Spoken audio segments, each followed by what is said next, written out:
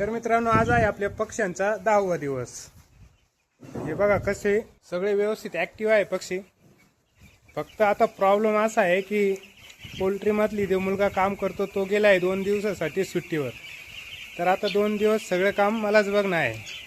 तो तसं सकाळचं सगळं काम आवरून गेला होता, सकाळी पाण्याचे भांडे धुवून खाद्य टाकून सकाळचं काम आवरून गेला तो। आता दिवसभर तर काही काम नाही आहे, आता राहील संध्याकाळी खाद्य टाकायचं आणि पाण्याचे भांडे स्वच्छ करायचं।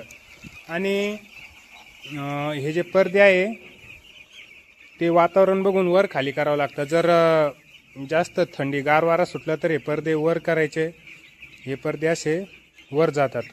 आणि जर टेम्परेचर वाढलं तर पडदे खाली घ्यायचे। हे एवढं काम, बाकी काही जास्त काम नसतं। चला ठीक आहे, भेटू आता संध्याकाळी, बघू संध्याकाळचं काम कसं होतं शेडमध्ये।